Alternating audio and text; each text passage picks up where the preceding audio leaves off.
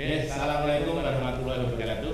Waalaikumsalam warahmatullahi Selamat wabarakatuh. malam, selamat bertemu kembali di Paras TV miliknya Majelis Pustaka dan Informasi Pimpinan Kabupaten Muhammadiyah Dalam. Pada malam hari ini saya kedatangan tamu yang cukup luar biasa, tamu yang yang sangat tangguh, yang terhormat Ibu Dr. Dewi Sitawati. Terima kasih Mas Dwi.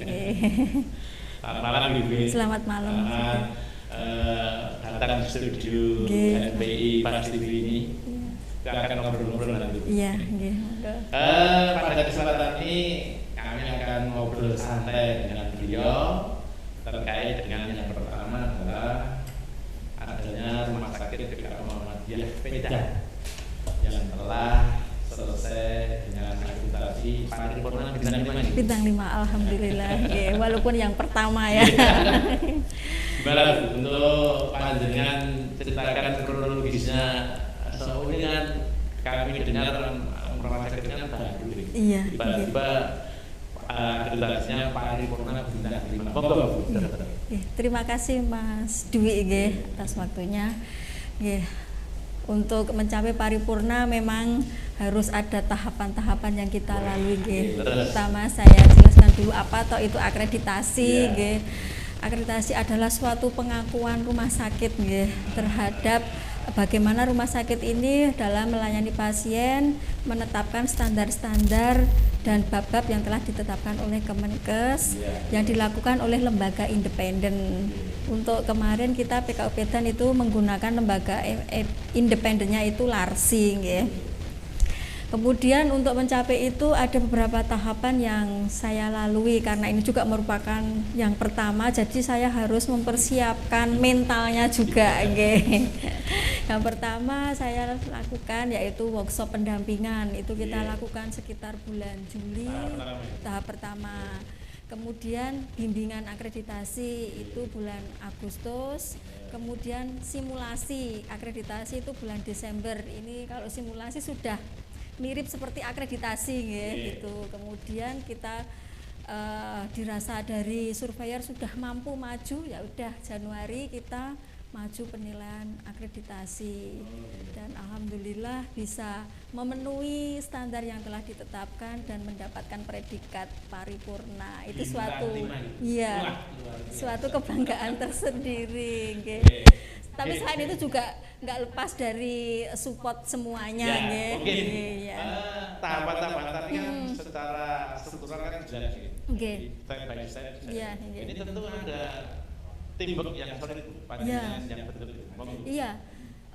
Untuk mencapai itu saya membentuk tim sesuai bab-bab yang dinilai di akreditasi. Kan ada 16 bab, tapi karena kita baru dan belum menerima untuk lahan praktek ya, jadi kita maju 15 bab. Itu memang saya bentuk, kemudian saya briefing juga, kemudian tiap minggu sekali itu kita melakukan akreditasi D. Di situ saya muter mana yang ada kendala, mana yang belum lengkap, kemudian kita juga tiap 1 minggu itu melakukan rapat, itu saya tanya mana ini yang belum selesai, kendalanya apa lah itu. Termasuk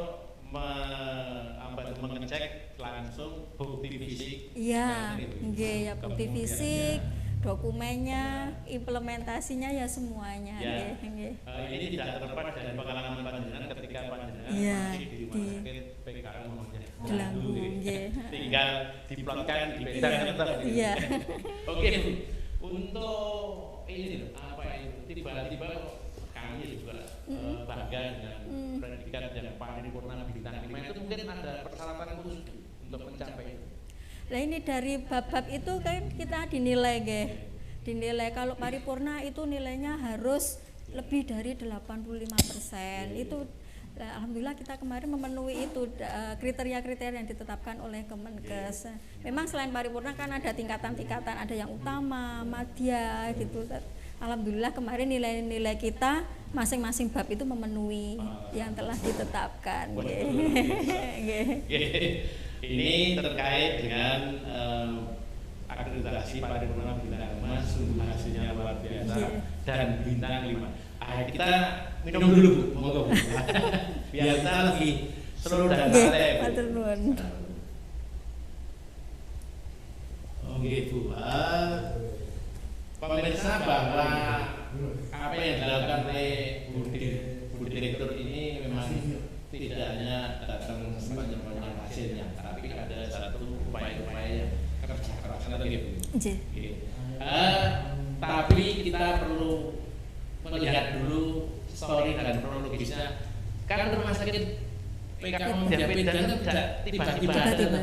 Kita akan kedatangan tamu dari narasumber kita yang kedua adalah yang terhormat Bapak Dr. Andes Haji Sunarto M.Hum. Monggo Pak Narto untuk datang des legaan kali ngobrol-ngobrol. Baik Pak Ji, waalaikumsalam warahmatullahi wabarakatuh. Pak Narto ini ada di samping sebagai sekretaris pimpinan cabang Muhammadiyah dan juga sebagai Dewan Pengawas Pak. Betul. Oke Pak, ini menyambung dari Bu Dr. Dewi Selawati MMR yang selaku direktur. Tadi kan sudah menceritakan kronologi historinya tentang kaderisasi Parlemen Bidang Bapak. Ya.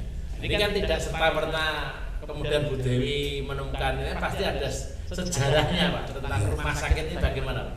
Baik Pak Dwi, Assalamualaikum warahmatullahi wabarakatuh. Waalaikumsalam. Yang pertama, pantas dan selayaknya kita bersyukur kepada Allah Subhanahu wa taala yang telah memberikan amanah rumah sakit PKU Muhammadiyah Medan ini kepada pimpinan cabang Muhammadiyah Delanggu. Konon rumah sakit PKU Muhammadiyah ini mengakuisisi dari Rumah Sakit Khusus Bedah IPHI Medan. Nah, ketika itu tahun 2017 ada sesuatu hal yang barangkali secara manajemen rumah sakit itu ada ketidakberhasilan untuk mengelolanya.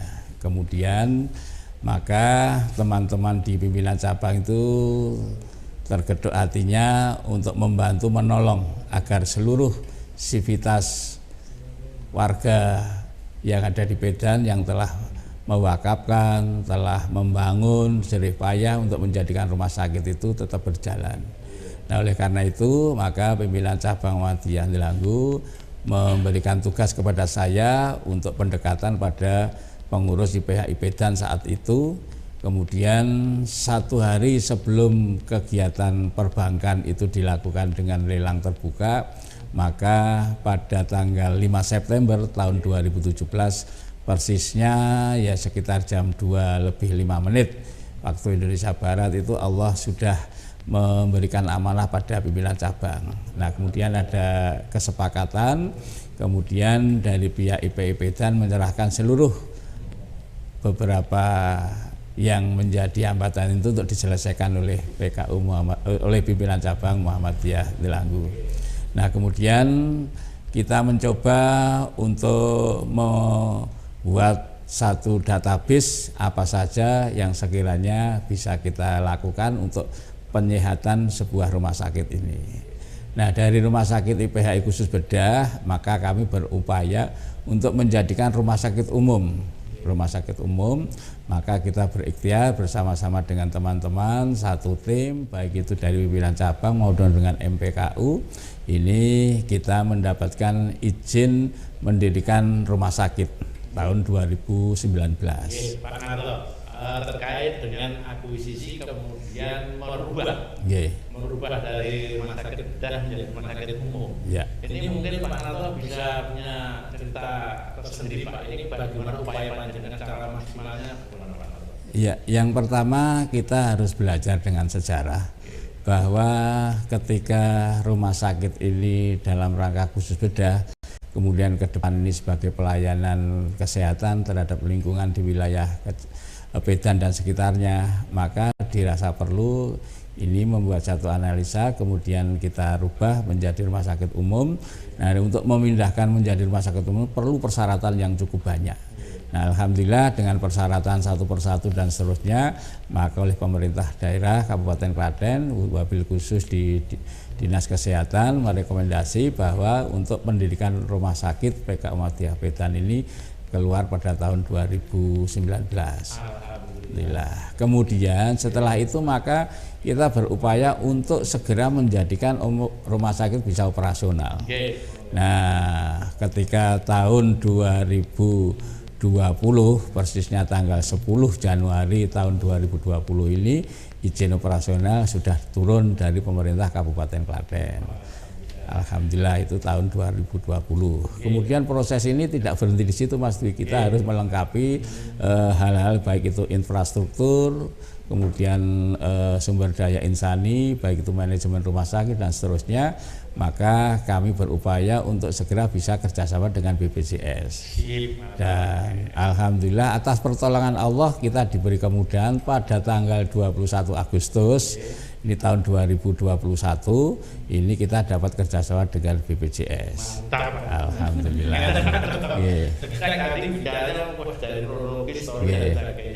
Ini yang menarik, Pak. Panjenengan selaku dengan pengajar kemudian menunjuk Sri Kandi.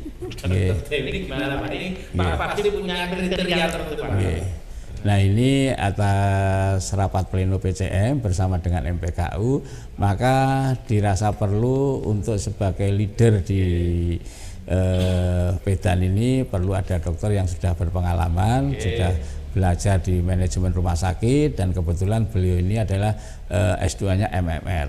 Nah, oleh karenanya dengan pertolongan Allah berikhtiar, ternyata dengan Sri Kandi ini berupaya dengan ketelitiannya, kegigihannya, maka pada saatnya ini sekarang sudah bisa ditunjukkan pengakuan secara kelembagaan bahwa Rumah Sakit PKU Muhammadiyah Pedan ini mendapatkan predikat akreditasi bintang 5, paripurna bintang 5, dan ini alhamdulillah. Bu Dewi, ini panjenengan selaku direktur itu kan ketika diberi amanat oleh pimpinan cabang Muhammadiyah Belaku, bagaimana perasaan panjenengan? Ya, saya harus selalu siap, ya. Saya harus dengan sekuat tenaga, saya harus bisa menjaga amanat tersebut. Alhamdulillah, sampai sekarang masih diberi kekuatan, dan ini juga doa terutama Pak Narto ini. Pak Narto yang selalu mendampingi. Iya. Luar biasa. Secara psikologis juga akan menenangkan panjenengan. Iya. Di sana saya tidak sendiri, ada beliau-beliau yang support.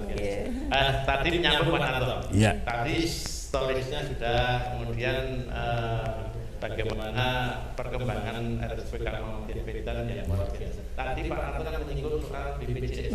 Iya. Kayaknya BPJS tadi dengan tandaskan ini seperti ada roh tersendiri dengan nanti kelangsungan hidup dari rumah sakit PKK Muhammadiyah Pedan. Ya, baik Pak Dwi. Jadi BPJS ini menjadi pertanyaan dari seluruh komponen warga Muhammadiyah, dari ranting, dari cabang sewilayah wilayah eks Kawedanan Pedan ini. Pak Narto, rumah sakitnya sudah BPJS belum? Ya, kami tantangannya seperti itu. Nah, oleh karenanya sekarang itu adanya gotong royong dalam BPJS ini, alhamdulillah orang yang ingin sembuh berobat ini larinya ke RSU PKU Muhammadiyah Pedan karena hampir seluruh warga ini sudah menggunakan kartu BPJS. Alhamdulillah. Tadi kan upaya dengan adanya BPJS tentunya dari panjenengan yang berusaha secara maksimal bagaimana Pak untuk mengunduh BPJS Pak? Jadi BPJS ini kan satu lembaga yang untuk bisa bekerja sama dengan BPJS ini perlu ada persyaratan-persyaratan khusus, baik itu dari tenaga medisnya, kemudian alat penunjang pelayanannya, kemudian IGD-nya, instalasi gawat darurat dan seterusnya. Maka Bu Dewi ini bersama dengan tim di rumah sakit ini supaya bisa melengkapi. Nah, syarat-syarat yang harus dilengkapi, maka beliau inilah tugasnya di lapangan untuk segera dengan gigih jerih payah kerjasama dengan beberapa pihak. Akhirnya BPJS mempercayakan pada RSUPK Muhammadiyah untuk bisa berjalan.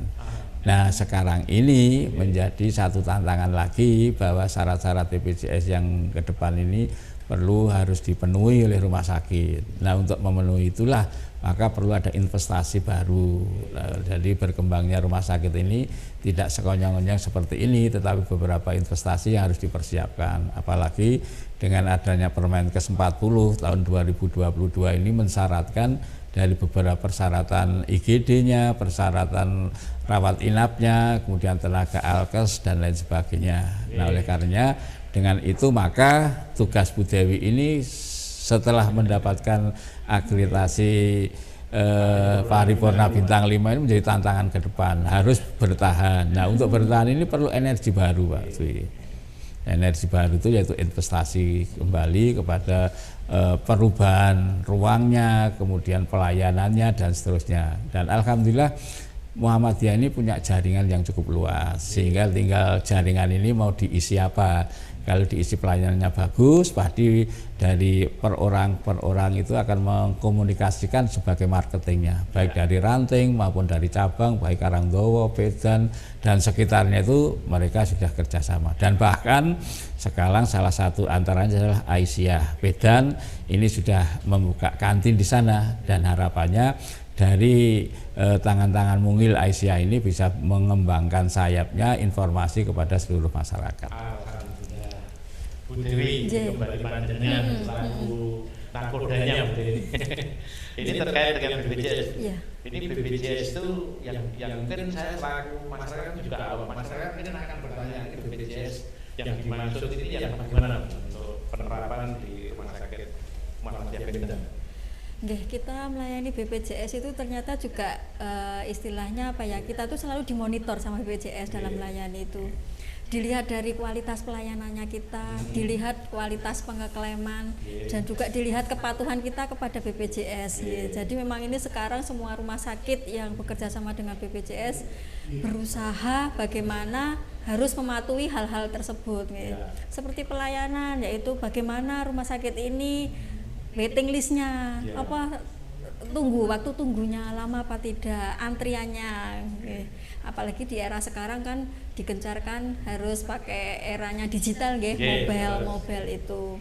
Kemudian yang kedua, kualitas pengeklaiman ini kita juga dinilai bagaimana dalam mengklaim ini rumah sakit ini dispute-nya, ketidaksesuaiannya itu antara coding itu dengan BPJS itu berapa persen, kemudian tepat waktu tidak, itu juga dinilai sama BPJS. Yang ketiga juga kepatuhan, memang sekarang eranya BPJS itu tahun kepatuhan.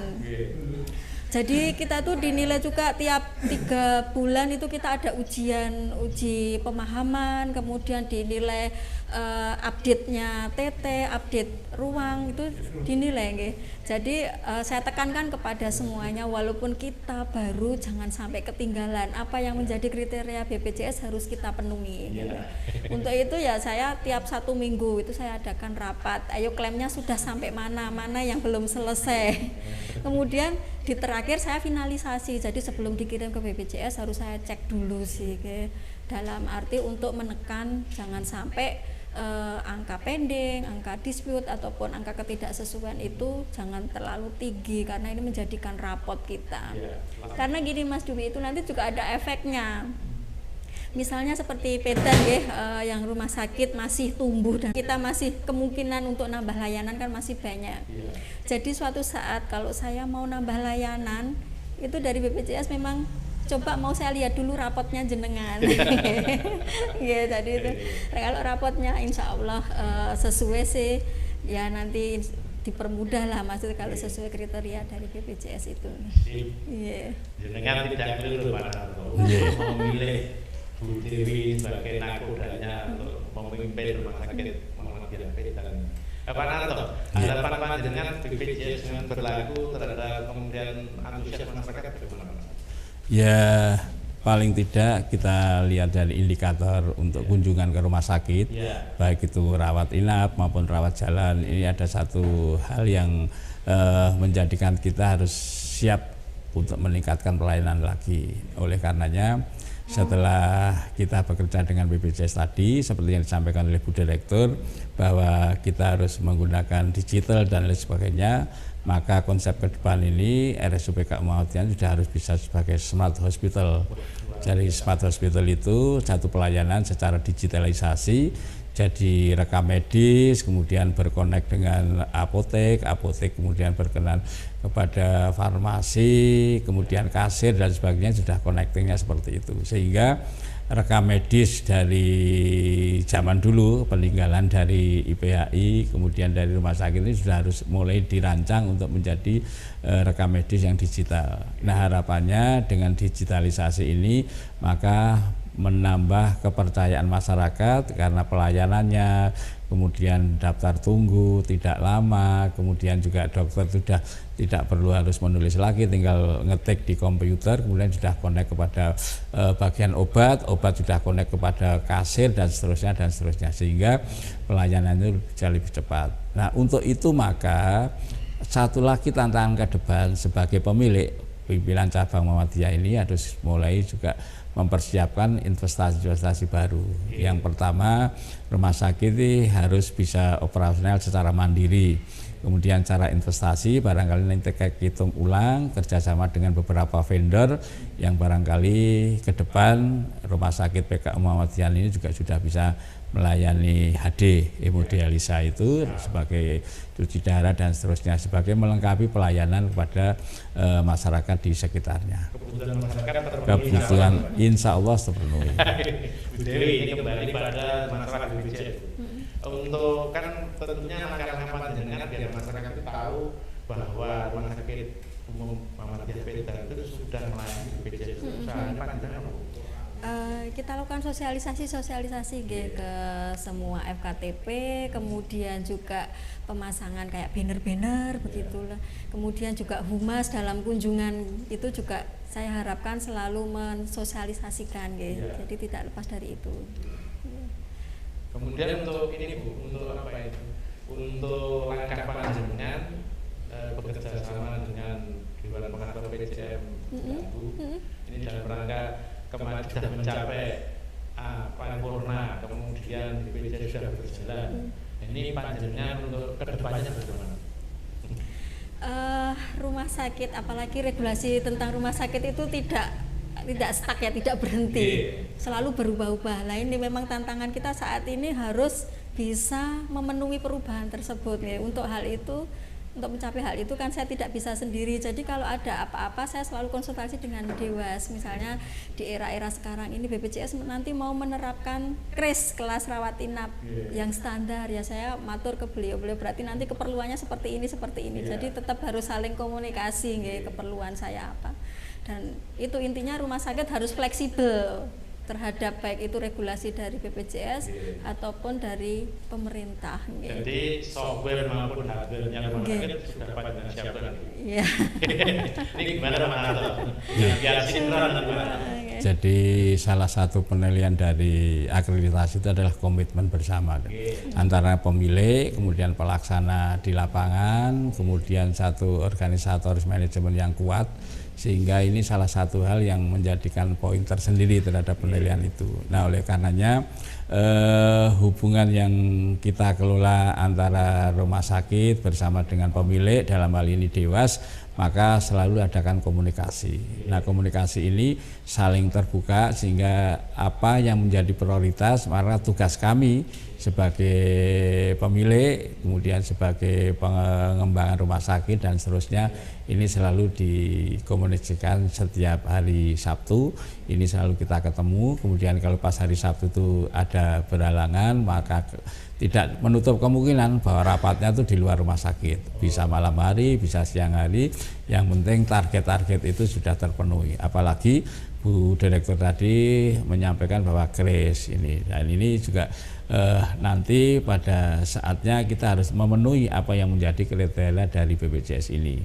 Nah, kemarin kita konsultasi dengan Kementerian Kesehatan bahwa dengan adanya peraturan Menteri Kesehatan dan sebagainya itu bagaimana toleransi terhadap pelaksanaan di lapangan. Ternyata memang ada waktu transisi.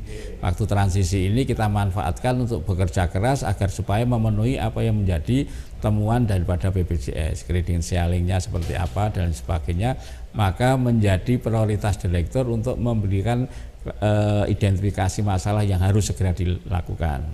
Sekarang syarat-syarat mengenai pencahayaan, penghawaan, kemudian sirkulasi, kemudian pelayanan dan seterusnya ini semuanya sudah jalan. Nah, oleh karenanya nanti dalam pengembangan rawat inap dan seterusnya akan segera kita terpenuhi. Mudah-mudahan nanti bekerja sama dengan BPJS ini berlangsung dengan baik.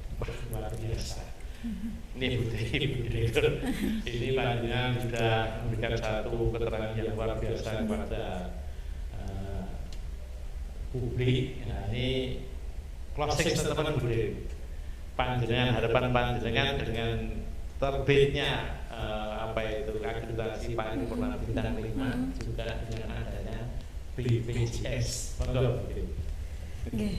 Dengan kita sudah paripurna, memang saya tekankan ke semua karyawan sekarang tugas kita malah lebih berat, bagaimana kita menjaga tanggung jawab kita setelah menerima predikat tersebut.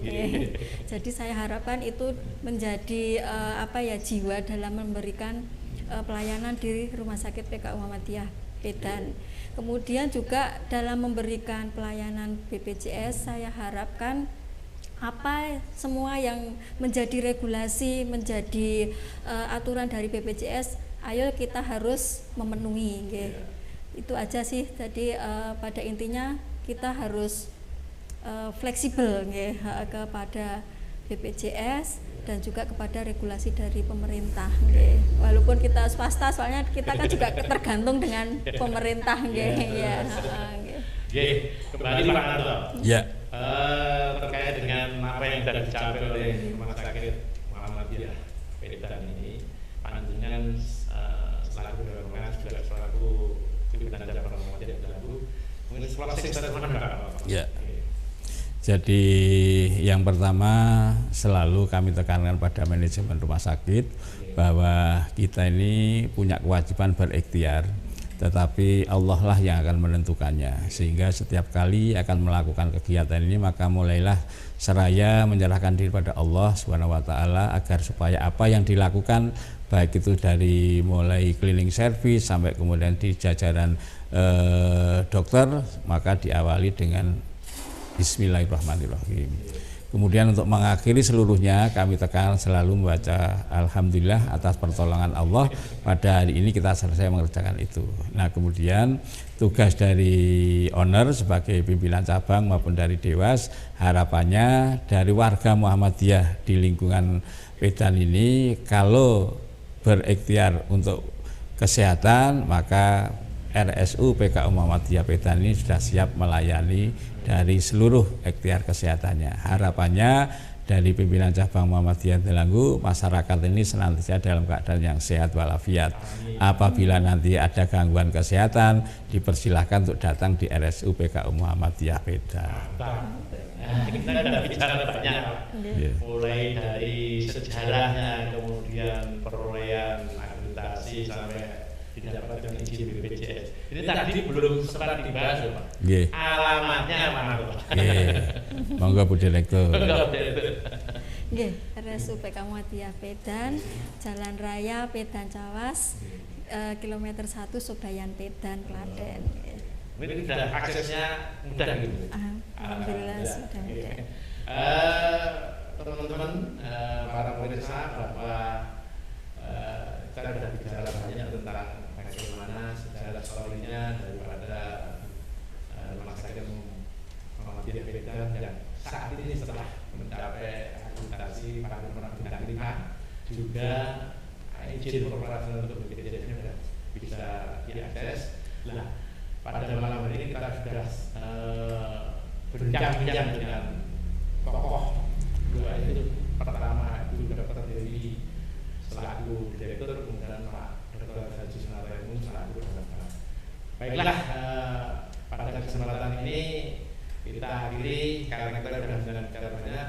Untuk itu sekian. Assalamualaikum warahmatullahi wabarakatuh. Waalaikumsalam warahmatullahi wabarakatuh. Alhamdulillahirabbil alamin. Bismillahirrahmanirrahim.